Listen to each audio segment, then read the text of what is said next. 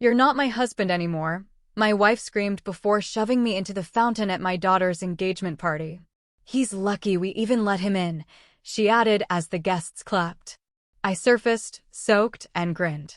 Remember this moment? Minutes later, my lawyer showed up and suddenly everyone went pale. I still remember the feeling of that cold, chlorinated water closing over me. One moment, I was standing there, trying to be invisible, and the next, I was submerged, listening to their laughter bubble up from above, a laughter that was supposed to bury me, but instead, it set me free. It was supposed to be a celebration. That's how they spun it, anyway. A soft spring evening at the Grantwood estate. Everything just screamed their kind of perfection. Manicured hedges, lantern-lit paths, champagne on silver trays. And Noelle's name? Scripted on everything from the napkins to the menus, like she was royalty. And, in a way, she was. She's Clarissa Grant's daughter, you know, my ex-wife, the one I used to call the heiress of charm and venom. And me? I was just the guy history had conveniently rewritten as an embarrassing footnote. The moment I stepped onto those estate grounds, I knew I didn't belong. You could feel it in the way the valet practically snatched my keys, like he was doing me a favor. In the way heads turned, but nobody made room. This wasn't my world anymore. Maybe it never truly was. But I came for Noelle. She texted the day before, just a brief message, almost hesitant. "I know it's awkward, but you can come. Just keep things peaceful, please." I didn't ask what that meant. I just showed up. Clean-shaven, dark blazer, the same cologne I wore the day she was born. I stood near the edge of the lawn, by the hedges, holding a flute of something dry and expensive. I barely even sipped it. Noelle looked beautiful, absolutely radiant. Her smile was quick, a little nervous, when she saw me.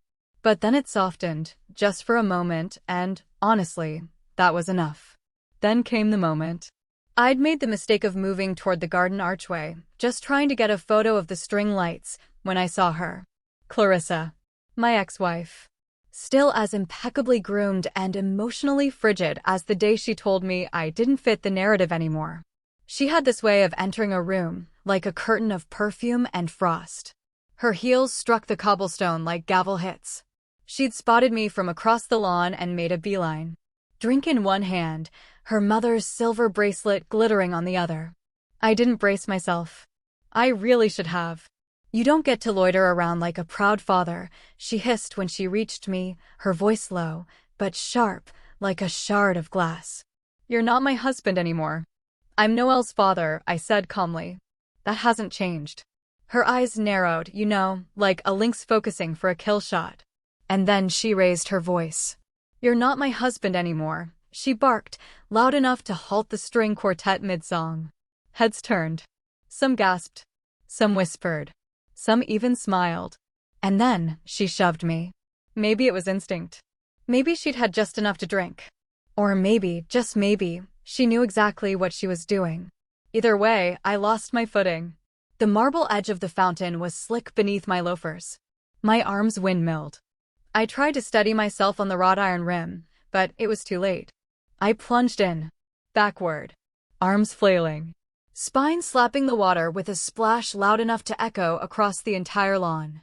Cold, chlorinated water swallowed me whole for a moment before I bobbed back up, soaked and stunned, like some washed-up extra from a bad sitcom. The silence broke quickly. Gasps turned to laughter. Laughter turned to applause. I heard someone say, "He's lucky we even let him in." I just sat there, water dripping down my face, my shirt plastered to my chest, my blazer floating like a sad cape around me. Somewhere a waiter whispered, "Should I help him out?" And someone else snorted, "Let him marinate." And that's when I smiled. I didn't stand. I didn't flail. I just sat up straight in the water, my arms resting on the edge of the fountain like a man enjoying a casual soak. I looked at Clarissa. Mascara perfectly intact, rage blooming in her chest like a wildfire. I looked past her too, at Noelle, who stood frozen in her pale yellow dress, jaw slack, a champagne flute trembling in her hand. At Dominic, her fiancé, awkwardly trying to decide if he should step in. At Clarissa's father, Judge Conrad Grant, who watched me with the same bored contempt he'd worn at our divorce hearing. Then I said just one thing, clear, calm, almost casual. Remember this moment. The laughter died fast. Not all at once, but like a candle guttering out in a draft. Some chuckles lingered, unsure of themselves. A few guests looked away. Clarissa opened her mouth as if to speak, but nothing came out. Maybe it was the smile. Maybe it was the stillness. Maybe it was the way I didn't scream, didn't rage, didn't crawl out. I just sat there, dignified, dangerous. A waiter finally moved, offering me a hand. I took it. My shoes squished as I stepped out of the water, droplets falling like punctuation marks around me. I peeled off my blazer and laid it neatly over a nearby chair. Someone tried to offer me a towel. I waved it off. I walked past Clarissa without a glance, water dripping down my slacks and onto her carefully manicured grass. She flinched, just slightly, as though my wet presence might stain her air. I walked back to my post near the hedges and picked up my barely touched champagne flute. And I waited. They had no idea what was coming. They thought the fountain was the punchline, the peak of my humiliation. But for me, it was only the start. The fountain didn't break me. It baptized me. My wet blazer still clung to my skin like a second insult. I'd refused the towel they offered, not out of pride, but because I didn't want anything from them. The laughs had faded. The whispers had turned. I stood at the edge of the lawn, watching them pretend I wasn't there, as if I could be erased with enough champagne and piano music. Clarissa had disappeared back into the tent, probably to spin a version of the fountain story that made her the victim. That was her way, always the fragile heroine in her own theater of cruelty. But I didn't need to yell. I didn't need to demand anything. Because I hadn't come here to win their approval.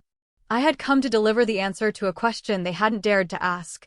What happens when the man you discarded stops playing along? The first sign was the silence. It rolled in slow, like fog on a battlefield. Guests stopped mid-sentence, turning toward the gates. Even the musicians, unsure whether they should resume playing or remain frozen in awkward anticipation, turned their heads. The estate gates creaked open. You could hear it all the way across the lawn, an old, groaning metal song that echoed through the manicured hedges and clipped perfection of the Grantwood property. Everyone's heads turned, eyes narrowing toward the source, like curious deer sensing a predator nearby. And then the car appeared. Not just any car. A black Mercedes Maybach, long and low to the ground, its polished frame gleaming beneath the string lights like it had been born from shadow and wax. Behind it, two more dark vehicles, quiet, seamless, and slick. Not limos. Not hired Ubers. These weren't for show. They were for precision. The kind of arrival that doesn't announce itself with noise, but with power. Clarissa emerged from the tent just in time to see the back door of the lead car swing open. And out stepped Corin. Sharp as a blade, and twice as dangerous.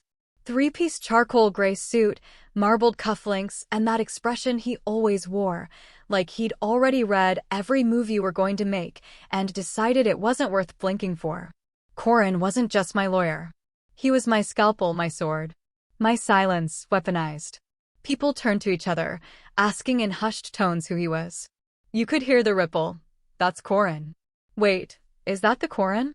He's the guy who handled that offshore property case in Geneva. No, that's the guy who got that pharmaceutical CEO out of a billion-dollar fraud trial. What's he doing here? Corin didn't acknowledge them. His eyes were on me. Calm. Cool. Focused. Then the rear door of the second car opened. Tessa Quill stepped out, like she was walking into a boardroom she already owned. All black, hair swept into a loose knot, her heels clicking softly on the estate's gravel path. She didn't smile. Tessa never smiled when she worked. She was half business advisor, half investigator, and fully uninterested in anyone's opinion. She nodded once at me before walking up beside Corin. That was the moment the laughter died for good. Clarissa's smirk evaporated. Her hand tightened around the flute she was holding. She turned to her father, the old judge, as if to ask what he knew. He looked just as confused. Good. Because they were about to understand just how far behind they'd fallen. Corin approached me first. He didn't comment on my soaked shirt or my dripping shoes. He simply handed me a fresh navy blazer, pressed and folded, with a silk pocket square in the exact shade of lock crust blue.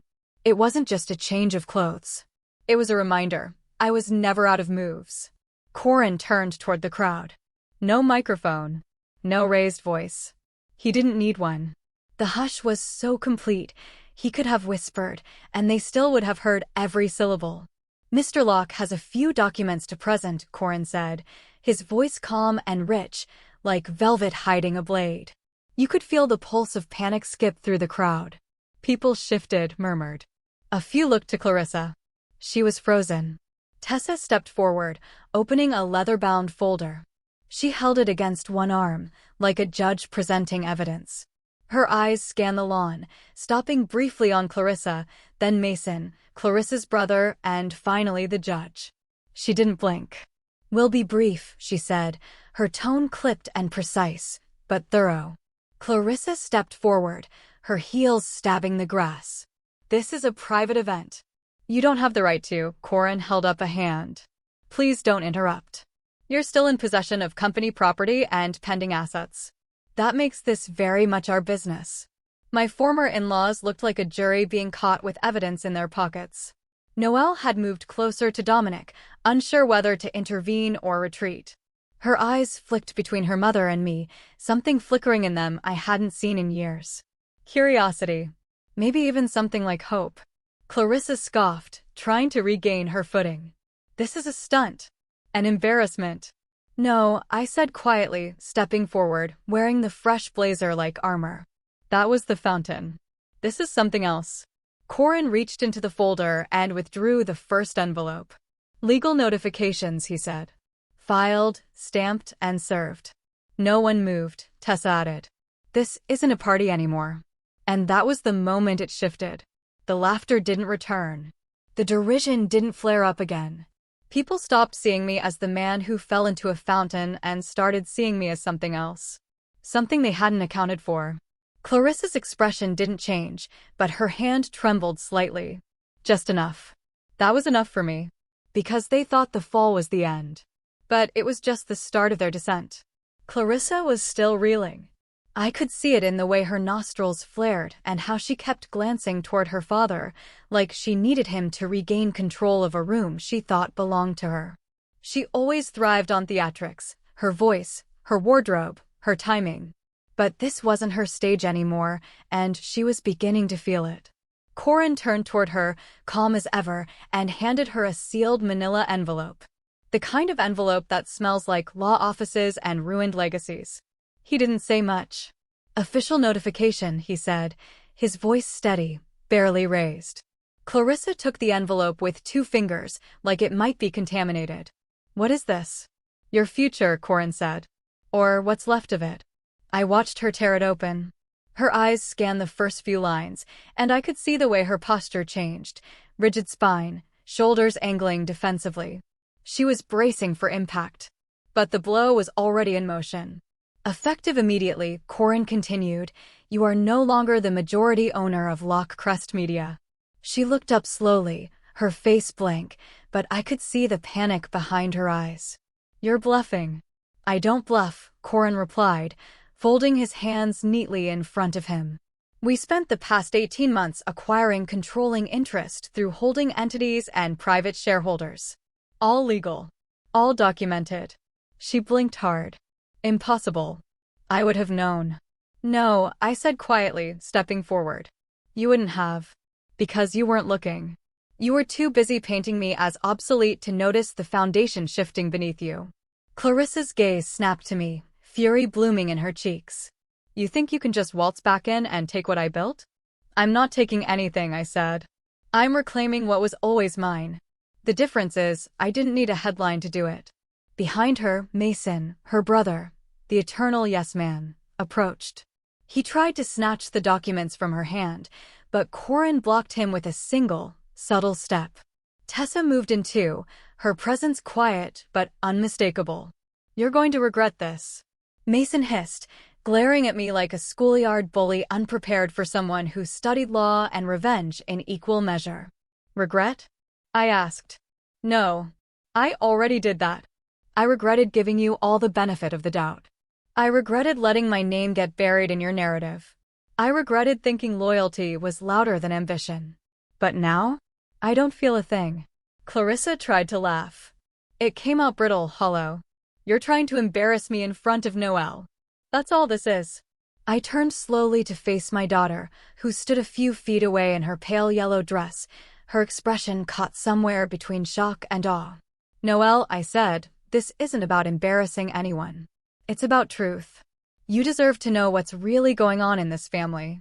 What's been hidden behind curated images and press statements. She didn't respond. Not yet. But she didn't look away either. Clarissa finally barked, this doesn't change anything. But that's where she was wrong. It changed everything. 2 years ago, I was living in a rented apartment off Arbor Lane with a broken credit score and a box of court papers that felt like a coffin. Clarissa had taken the house, the cars, the public sympathy, and worst of all, my daughter's distance. People said I should move on, find peace, write a memoir, and let the dust settle. But I don't believe in letting anything settle that was built on lies. So I rebuilt. Quietly. Carefully. While they laughed at the idea of me consulting for boutique firms, I bought into them. When they said I'd never touch Lockcrest again, I started acquiring small shares through offshore proxies, a trust in Cyprus, a holding firm in the Caymans, a shell company based out of Luxembourg. They were puzzles only someone like Corin could assemble. And he did. Tessa came later, a former corporate auditor with an intuition for deceit. She found the gaps in Clarissa's paperwork, the unreported bonuses, the irregular deposits.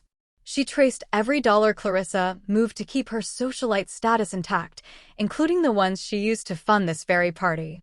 I didn't need to crash the engagement party. I owned the rights to the tablecloths and the marquee. And now everyone here knew it. Mason tried again, louder this time. This is fraud. You orchestrated this behind our backs. Corin tilted his head. No. What you're describing is called strategy. What Clarissa did with company funds. That's fraud. Clarissa stiffened. Watch what you say, or I'll sue. Tessa pulled another document from the folder. You might want to read this before you get litigious. Clarissa snatched it and scanned the lines.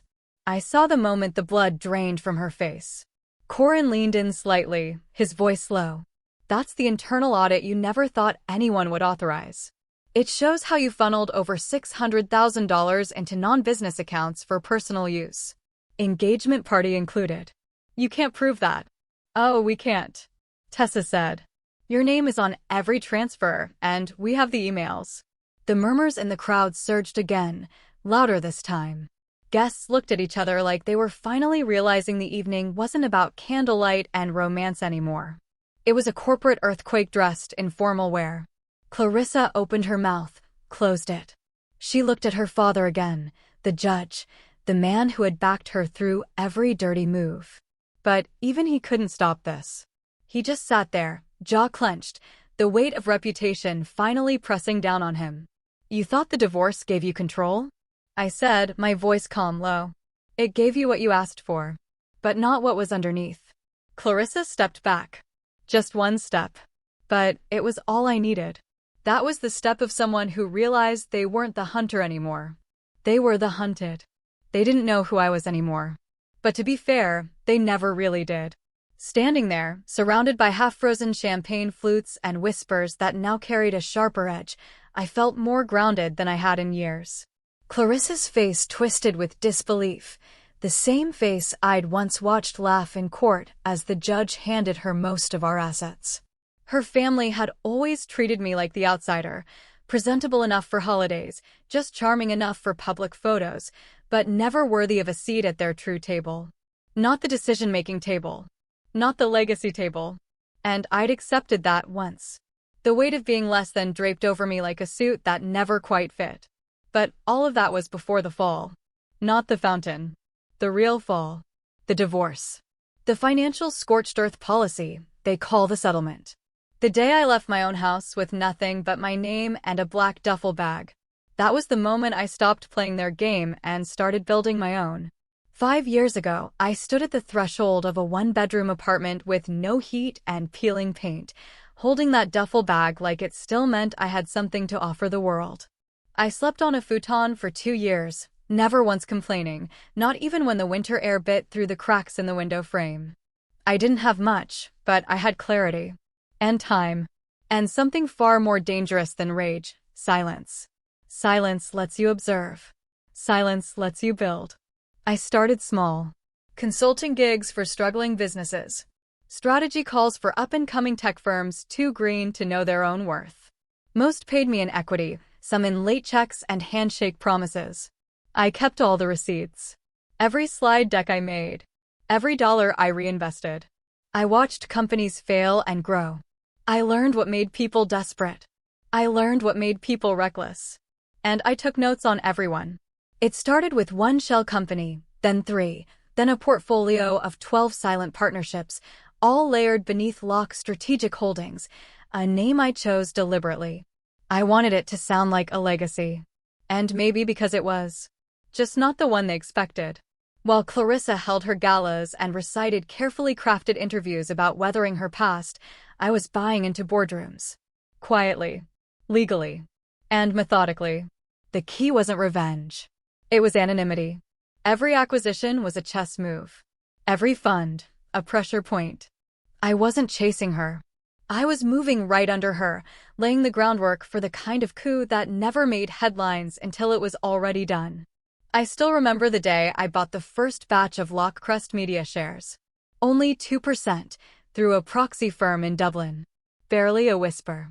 But that was the crack in the dam. Over the next 18 months, I used every contact I had: former partners, disillusioned shareholders, quiet dissenters in the company Clarissa thought she owned. Some of them sold just to spite her. Others had no idea who they were really selling to. It didn't matter. Piece by piece, I reclaimed what she never deserved. Corin found the final key, an overlooked clause in the post-divorce business division contract that Clarissa's lawyers never read closely enough. It allowed for restructuring if controlling interest changed hands. A clause that had sat dormant until I hit 51% and then 62%. That was 72 hours ago. That morning, I crossed the threshold. I stood in my office, a minimalist floor in a downtown high-rise, the walls lined with glass, not portraits. I wasn't interested in showcasing what I'd built. I was interested in what was still left to take. Tessa was already there, tablet in hand, coffee steaming beside her. "It's time," she'd said, without looking up. "Everything filed?" I asked. She nodded. "Filed. Timestamped. Secured. The transfer emails went out an hour ago. Board notices are on their desks." Corin had stepped in a moment later, a thick folder in hand. "Shall we save the date?" I didn't smile. I just said, "Noelle's engagement party. They won't expect it." There had been a brief pause, long enough for Tessa to glance up, her expression unreadable. "You're sure?" she asked. "Absolutely. Because I didn't want a press conference. I didn't want a boardroom coup. I wanted a garden filled with champagne and artifice. I wanted the same curated elegance they had always used to make me feel small. And I wanted to reclaim it. Not with a bang, but with a signature. Now, standing under the same string lights they once toasted under without me, I wasn't thinking about humiliation. I wasn't thinking about the fountain or the gasps of guests. I was thinking about the woman who once told me I was lucky to be married to her. The woman who told me, "You're not built for empire." The woman who now stood shaking with an envelope in her hand while the empire around her cracked beneath the weight of its own ego. They didn't know who I was anymore. But they were learning. Every whispered conversation. Every side-eye from a guest trying to gauge which side of history to stand on. Every dry mouth swallowing regret. Clarissa wasn't used to being outplayed. She didn't know how to handle it. She moved like a cornered animal, nostrils flaring, a smile plastered over panic, trying to spin a new reality faster than the old one fell apart. "None of this changes what people think of you," she hissed when she finally reached me again. "You're still the man I left." "No," I said quietly. "I'm the man you didn't see coming." She opened her mouth to retort, but I stepped around her, leaving only the scent of ink and precision in my wake. I looked up and met Noelle's eyes. She was watching, really watching, the kind of look that strips years off memory and makes you hope. I didn't wave. I didn't explain. I just nodded once and walked back to where Corin and Tessa stood waiting. Because foundations don't need applause. They just need to hold until everything else collapses. The scent of jasmine and wine lingered in the air, clinging to the tension that now stretched across the lawn like a taut wire. Moments ago, the guests had been raising toasts, posing under fairy lights, clinking glasses over shrimp canapes. Now, they stood in uncertain clusters, champagne half-lifted, conversations paused mid-sentence, faces turned toward me in the small storm I brought with me. I stepped forward, the soft squish of my damp shoes meeting the manicured grass, the only sound in the brief hush. I wasn't just reclaiming space, I was shifting the axis of the entire evening. I looked directly at the string quartet, whose instruments still rested awkwardly in their laps after Clarissa's earlier outburst. "You can stop playing," I said flatly. "This engagement party is being recorded." Some guests laughed nervously, unsure if it was a joke. Clarissa didn't. She snapped her head toward me, expression twisted with disbelief. "You're insane. This is harassment." Then Corin stepped up beside me, holding a trifolded document with a gold seal and a judge's stamp. He unfolded it slowly, deliberately. No flourish, just weight. Legitimacy. Finality. "This," he said, holding it high enough for Clarissa and her father to see, "is a court-approved authorization for emergency shareholder disclosures in a setting involving disputed corporate assets." "What the hell does that mean?" Mason spat, eyes darting to his father, who now stood ramrod straight with a face carved from courtroom marble. Corin continued, his tone like a scalpel. "It means this isn't a party anymore. It's an emergency shareholder meeting. And this property," he gestured around us, to the elegant tent, the rented stage, the manicured garden with its tailored hedges, was paid for in part by misappropriated corporate funds belonging to Lockcrest Media. "Which means this estate is now under formal dispute." Gasps. Murmurs. A glass shattered somewhere behind me. Clarissa's eyes blazed. "This is a celebration for our daughter, not some circus for your ego." I stepped closer to her, calm, unblinking. "You made it a circus when you paid for it with money that didn't belong to you. You just assumed no one would ever trace it." Clarissa turned to her father. "Dad, say something." Judge Conrad Grant looked down at the document, reading the highlighted sections, scanning the signatures.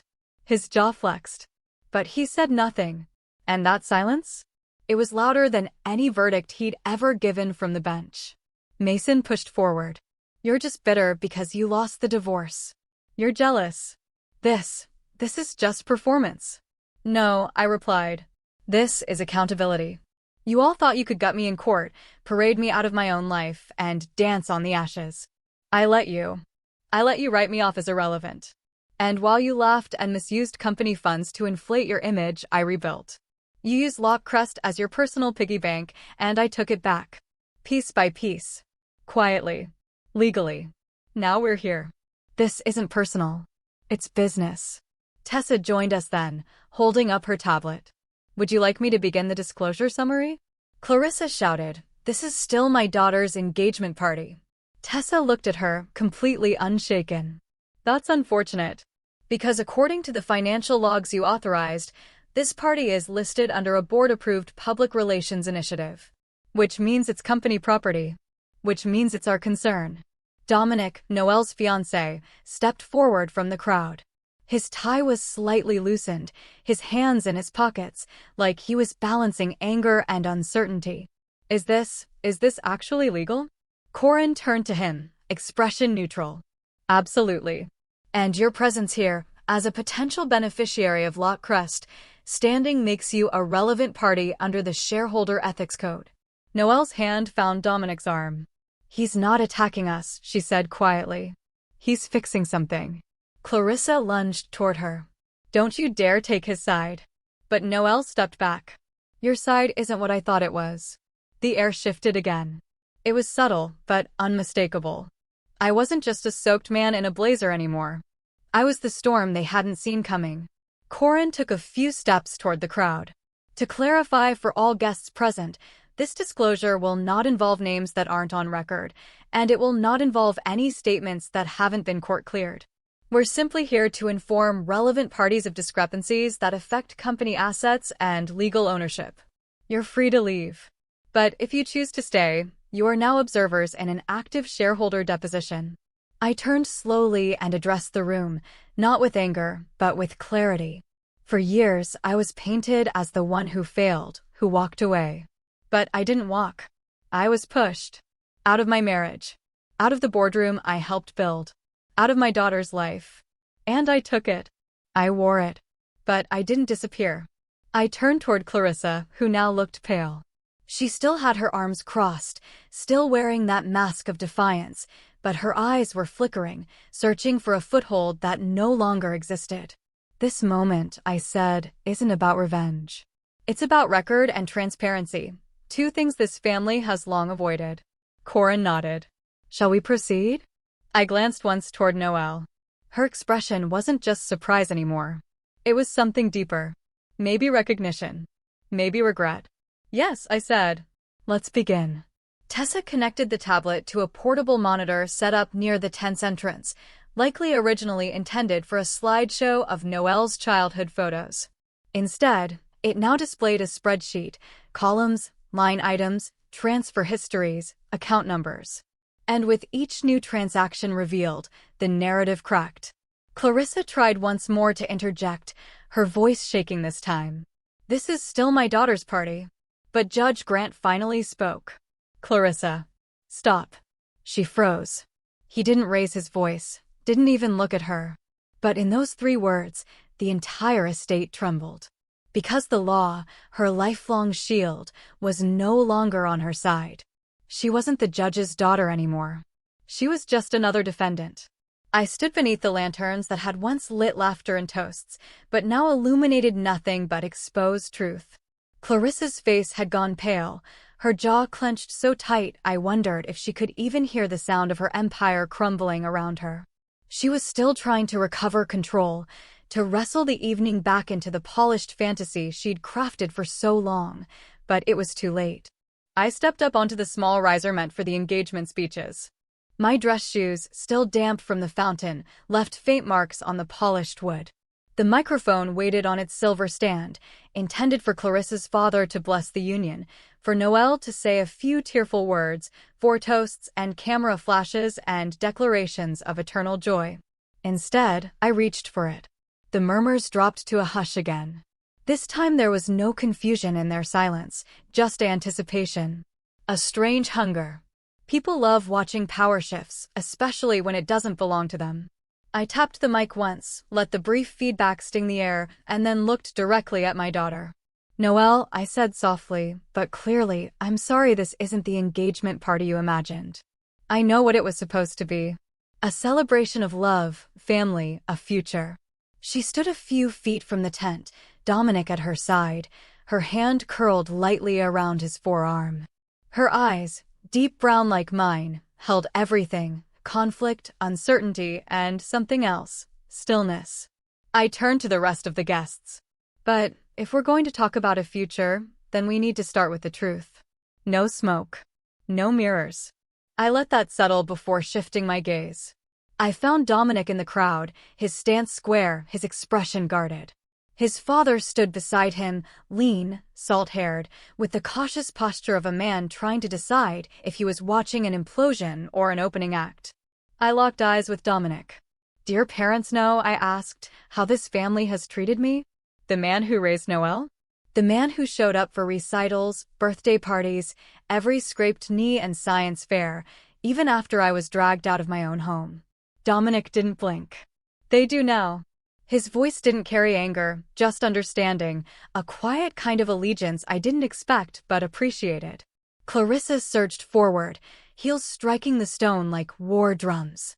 This is not the time for this. You're humiliating yourself. I turned to her calmly. Clarissa, this stopped being about me the moment you used company funds to manufacture this illusion. You turned a family milestone into a PR stunt. You're using our daughter's engagement to air your grievances. I cut her off, not with volume, but with finality. No. I'm using this moment to reclaim what was stolen. My voice. My integrity. My place in a family that tried to erase me. I looked back to Dominic. I'm not here to undermine your engagement. I'm here to make sure the man marrying my daughter sees clearly that you know what stands behind the curtain. Not just the curated photos and the floral arrangements, but the rot in the foundation. His mother, elegant, wearing a sapphire dress and pearls, stepped forward gently. We'd heard things, she said, but we assumed they were exaggerated. Clarissa's family presented a very different picture. I nodded. They always did. And I let them. For years I stayed silent for Noelle's sake. I let them distort who I was, because I believed one day she'd come looking for the truth on her own. Clarissa tried again to grab the mic, but Tessa stepped forward just in time. Her hand didn't need to touch Clarissa, just hovered in warning. That was enough. Clarissa stepped back like she'd been slapped. I turned to my daughter. Noelle, I wasn't the perfect husband. But I was always your father. And when I lost everything, when your mother painted me as an afterthought, I never stopped showing up for you, even when I had to stand in the shadows of my own life. She was crying now. Not sobbing, not dramatic, just quiet tears, like something long buried was breaking open inside her. I held the mic in one hand and opened my other palm toward her. You don't owe me anything. I didn't do this tonight to win you over. I did it to stop lying by omission. Because silence can protect a child. But it can also suffocate the truth. Clarissa tried to speak again. She doesn't want your guilt trip. Dominic interrupted her. Clarissa, enough. The words stunned her into silence. Dominic stepped forward, his hand dropping from Noelle's. This day was about celebrating Noelle and building something honest together. But if you're telling me the people around her have built their lives on manipulation, then I want to know. I need to know. I nodded at him. Then you're already a better man than I was at your age. That made him pause, then nod. Clarissa's father stepped toward the stage, his face rigid with disapproval.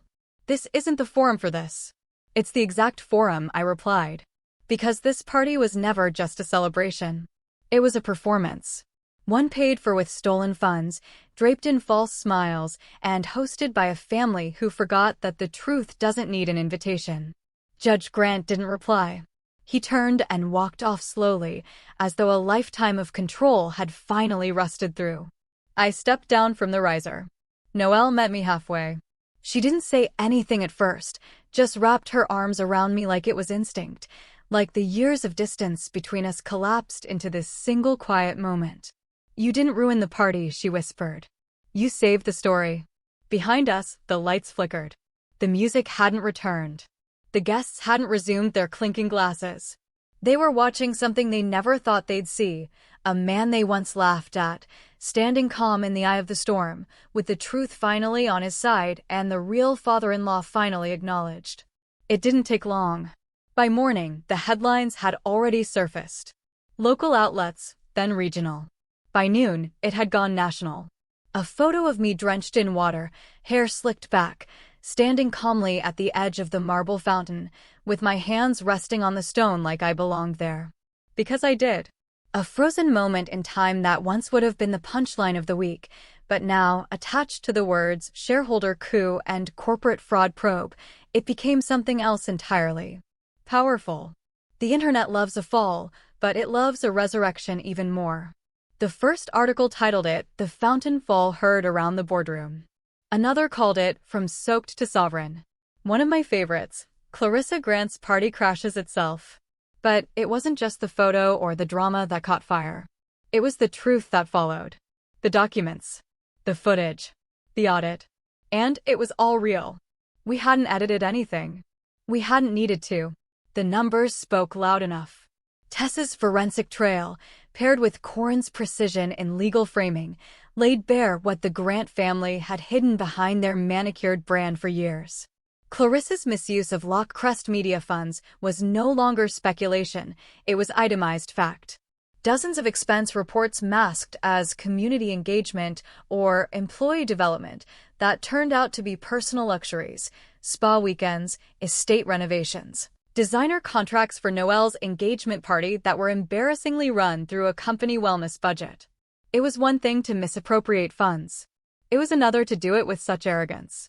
Corin filed the hearing request by 9 a.m. sharp. I didn't even have to be there in person. He preferred it that way. Let the optics speak, he told me. You've already done the part that matters. So I sat in my office downtown, sunlight slicing through the blinds like gold bars on the floor, and watched the live stream like a man watching history course correct itself. Clarissa tried to speak at first, always the orator, always sure the room belonged to her. But the hearing was tight controlled. Every time she raised her voice or tried to inject emotion, the chairwoman interrupted with, "We'll get to that. Please stay with the facts." And the facts gutted her. Tessa walked the board through the timeline, receipts, bank transfers, even metadata from PDF edits. Everything connected. Each expense Clarissa had filed under the company ledger came with an annotated counterpart, proof of where the money actually went. The engagement party's garden rental, paid through the Loch Crest Wellness and Cultural Enrichment Division.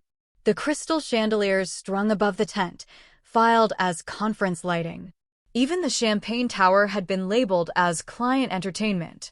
By the time the third slide came up on screen, the room had gone still. Not just the board. Not just the Grant family's internal counsel. But the entire live stream audience, watching it unfold like a corporate Greek tragedy. Clarissa broke somewhere near the 45-minute mark. "You people have no idea the pressure I'm under," she snapped. "Do you think it's easy preserving the image of a family falling apart?" Tessa didn't flinch. "That may be true. But you don't get to preserve an image with money that wasn't yours." Clarissa looked to her brother, Mason. He wouldn't meet her eyes. She looked to her father. He stared ahead, unmoving. For the first time, she stood alone. Not just in name, but in consequence. And I didn't need to say a word. Because the silence was finally working for me. They showed the fountain video next. Not just the viral clip from a guest's phone, but the footage from Tessa's discreet camera, a wide-angle, clear audio.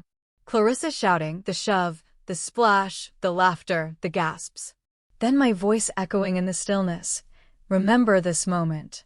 It echoed again in the courtroom replay like a prophecy. I saw it all from my office.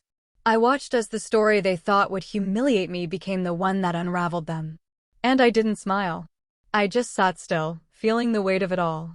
Not joy, not revenge, but a quiet kind of justice that doesn't ask for applause. By late afternoon, the board voted to suspend Clarissa, pending full investigation. She tried to argue, to pivot, to reframe, but the gavel came down, figuratively and literally. And it was done. Clarissa Grant, the woman who once kicked me out of a boardroom with a condescending wave of her hand, was now under investigation by a board she no longer controlled.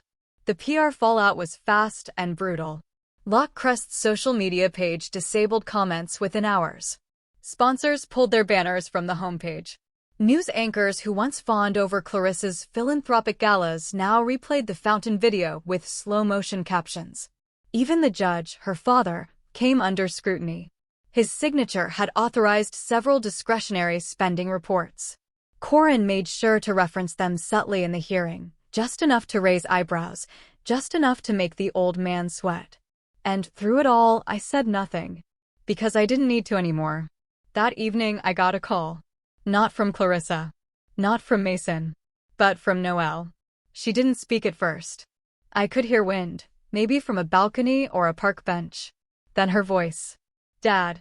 That word, simple and soft, did more to shake me than any verdict.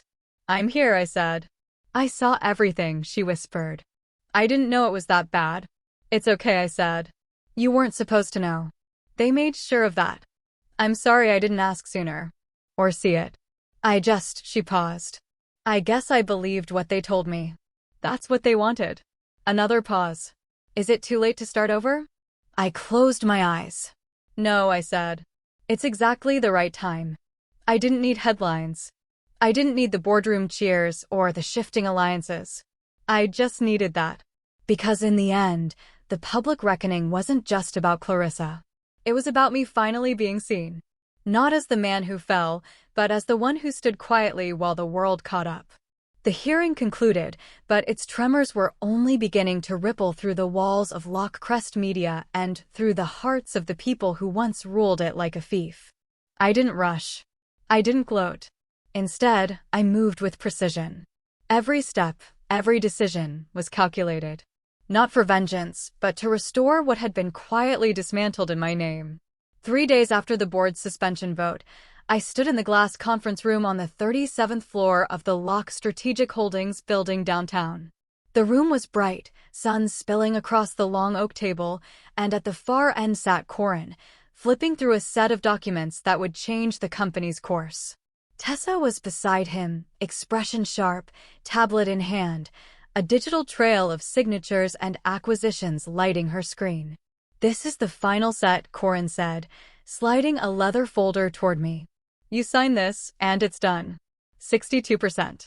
Full executive control reinstated under your name." I paused, fingertips grazing the leather. The folder was heavy, not in weight, but in meaning. This was the moment. Not the moment of spectacle. Not the party or the hearing or the social media chaos. But the quiet, personal shift that no one could take from me. Ownership. Real. Legal. Earned. I opened the folder and scanned the page. My name, printed clearly beneath the company seal, Graham Locke, founder, executive chair, majority stakeholder. Clarissa had always thought she won because she walked away with the building, the brand, and the sympathy. But she'd never seen the foundations. The architecture beneath the name. I had spent the last 2 years rebuilding those beams, until she was standing in a penthouse she didn't even realize I owned. I signed. Corin nodded, collected the documents, and handed them to a courier waiting outside. "The trust is reinstated. Lockcrest's foundational clause is now under your protection, and we've restructured the board to include the original family trust as a voting member." Tessa leaned forward. "That includes your daughter."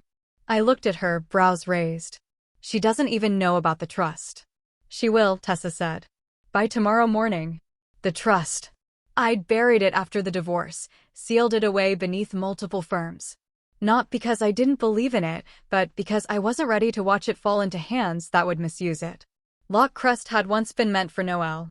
That had always been the plan until Clarissa and her family swept through it like locusts, leaving her future tangled in their vanity.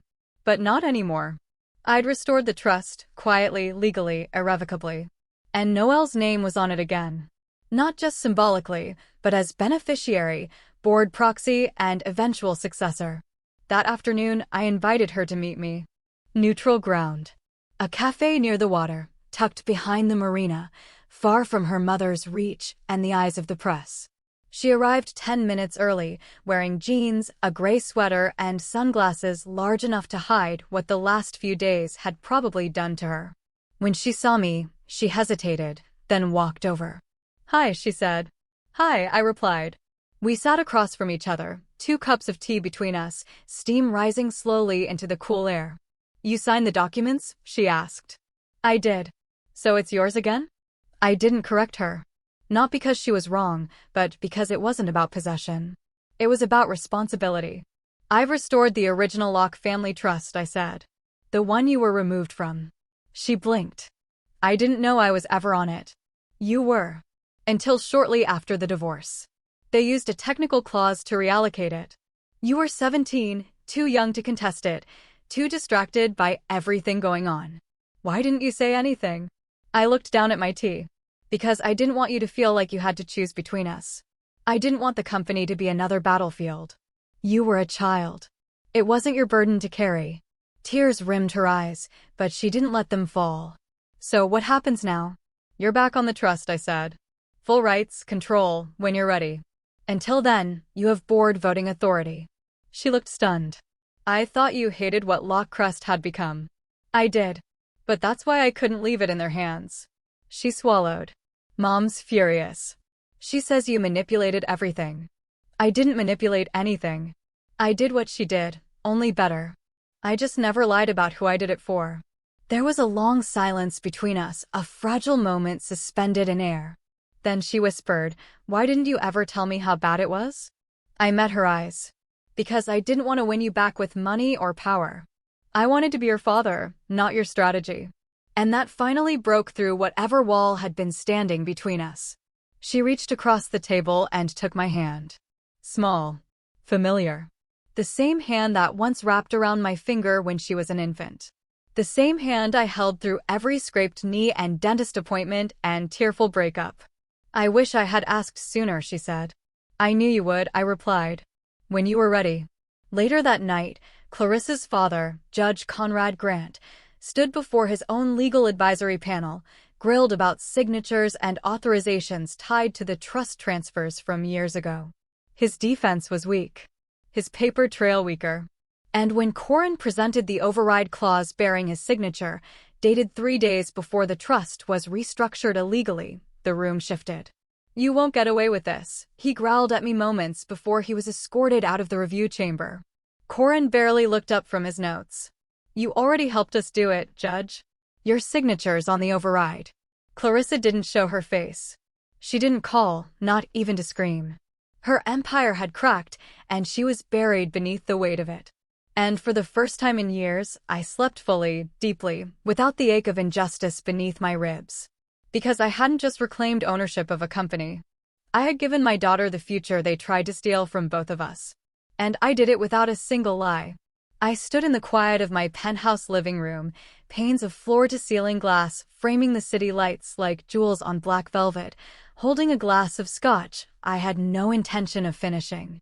On the coffee table lay a stack of unfiled reports, shareholder notices, and the court's final ruling on Lockcrest's ownership transfer. Tessa was still cross-referencing last-minute signatures in the adjacent study, and Corin was on the phone, giving his parting remarks to the last group of disgruntled advisors who hadn't yet come to terms with the new reality. It felt surreal, this calm after the storm. A storm I'd summoned, yes, but also one I'd weathered with deliberate composure. I'd thought revenge would feel sweet, bitter, maybe, but undeniably sweet. Instead, it felt weightless, like stepping out of a tight coat after years of wearing it too small. Then my phone buzzed. Once. Twice. On the leather armrest. Noelle. I read her message. Can we talk? Not about today. I knew exactly what she meant. Tonight, no public spectacle, no revelations. Just father and daughter finding their way back to each other. I wiped my glass with the heel of my palm and walked to the door. Tessa, I called. I'm stepping out for a bit. She looked up, eyebrows raised. Dinner. Just some air. I gave her a half grin. Stay safe, she nodded, pocketing her tablet. And I slipped out into the elevator. The doors closed with a soft sigh, and I was alone with my thoughts as the car descended 20 floors. Outside, the city pulsed, headlights streaming, sirens distant, life unfolding without pause. I spotted a black SUV idling beneath the building's awning, Tessa's car. She must have insisted on following, though she knew I liked space. I waved her off as I walked past. I headed for the waterfront promenade, the same path where Noelle and I had our first real conversation after the engagement party fiasco. The breeze off the river was cool and carried the scent of rain that hadn't fallen yet. Street lamps cast golden halos on the pavement, and the water glimmered like molten glass. I found her near the railing, hands in the pockets of her leather jacket, staring out at the water. She turned as I approached, her hair loose, catching the wind. Hey, I said softly. Hey, she echoed. We didn't speak for a moment, just looked at the city shimmer at our feet. Finally need a drink? I asked. She gave a small smile. Maybe something warm. I led her to a nearby cafe, one of those hidden gems with outdoor heaters and darkwood booths. We settled into a corner table, and a waitress brought us 2 mugs of hot chocolate, hers with whipped cream, mine with a shot of espresso. Noelle took a long sip, eyes closing for a second. Thank you. For what? For everything. Tonight she paused, searching for words. You stood up for me. Even when it meant tearing down everything she looked away, as though the reflection of the street felt safer than my eyes. Everything I believed about my family. No, I said. I stood up for you. I stood up for the truth. And I did it because you deserve that. You deserve to know the people you love. She nodded. I always trusted you, even when I stopped talking to you. I trusted you. Her words hit me in my chest like a fist. I know I wasn't perfect, I said. I made mistakes. I let them push me away. I thought I was protecting you by staying silent, but maybe I was just protecting myself. She reached across the table and took my hand. You protected me from the beginning. You just did it in ways I didn't understand. We sat in silence again, our mugs warming the space between us. I thought about Clarissa, about her fury, her denial, her absence now. No apology was coming. She didn't deserve one. And the silence between us was its own rebuke. Noelle broke the silence. What will you do now? I glanced at my watch, but the hour didn't matter. What do you want me to do? She looked at me, eyebrows wary. I want my dad back. Not the strategist. Not the shareholder. Just you. I felt a flush in my throat, the kind that makes your voice catch. That's all I ever wanted. She smiled, small but real.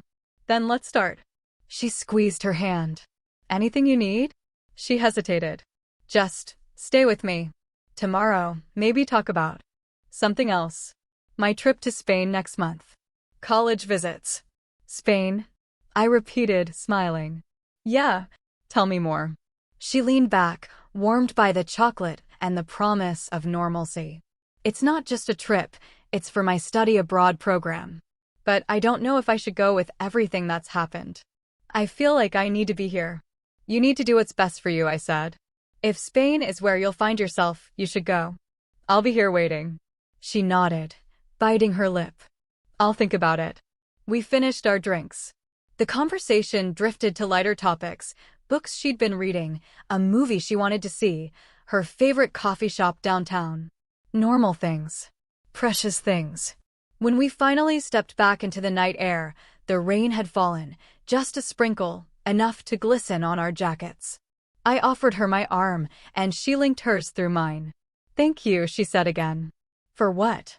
For not letting me go without a fight. I paused under a lamppost, looking at her. You never did. She looked up at me, a flicker of laughter in her eyes. Good.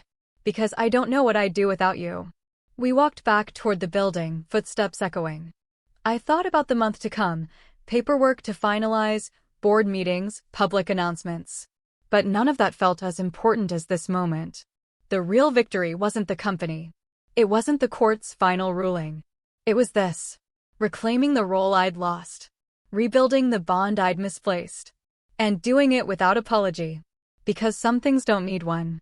By the time we reached the entrance, Noelle paused. Dad? Yeah? Good night. Good night, kiddo. I watched her head inside, safe and sure. Then I turned, walked to my car, and slid behind the wheel. And for the first time in a long time, I knew without doubt that I was exactly where I was meant to be. No apologies needed. Just the promise of tomorrow.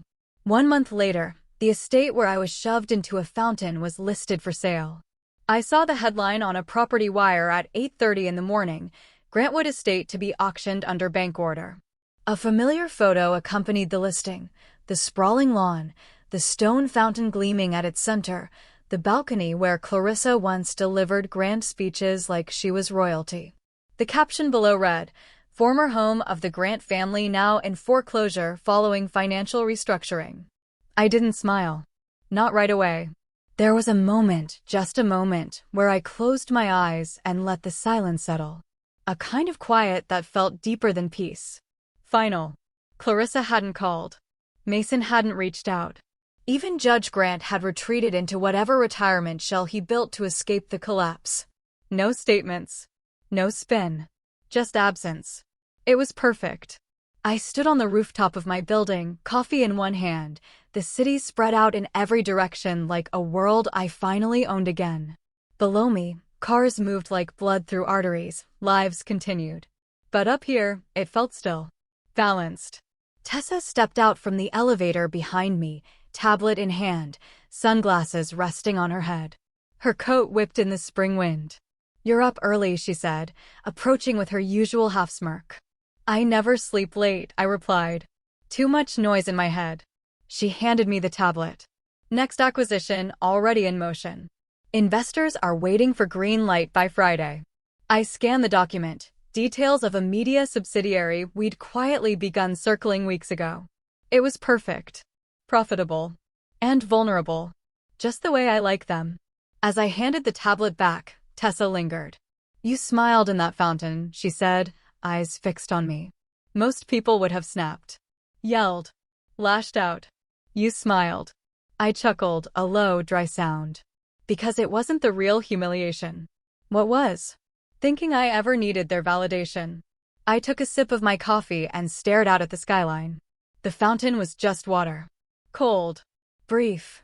What they did to me years before that was the real betrayal. And I survived that. She studied me for a beat. "You're not like most clients." "No," I said. "I never was." Tessa didn't say anything for a moment, then more softly. "But that night changed you." I watched it. "It didn't change me," I said. "It revealed me."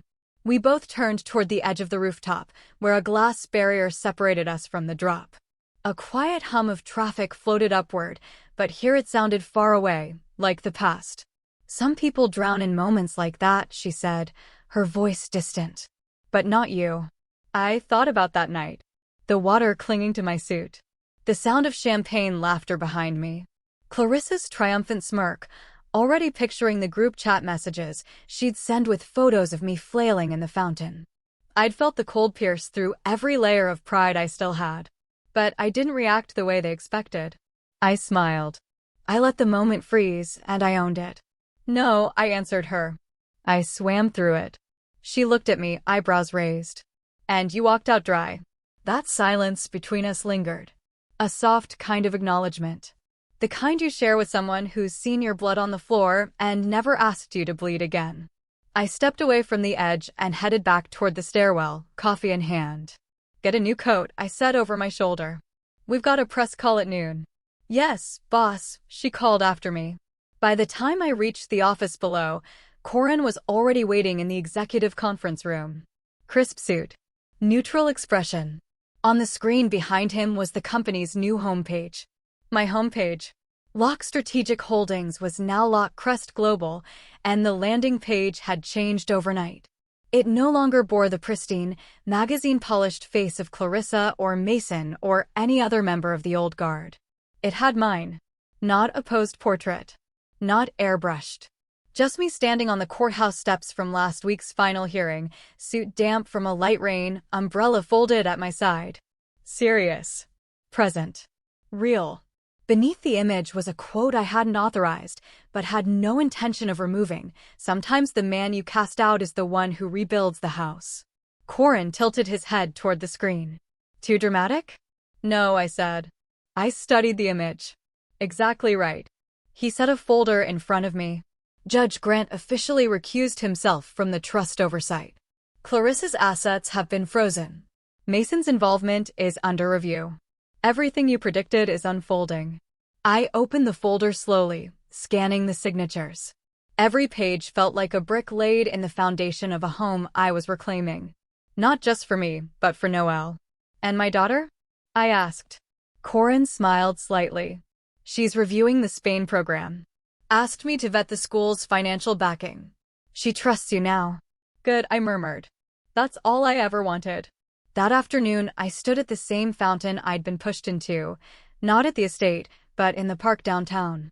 A similar marble design, elegant, circular. A symbolic reminder. But here, I was alone.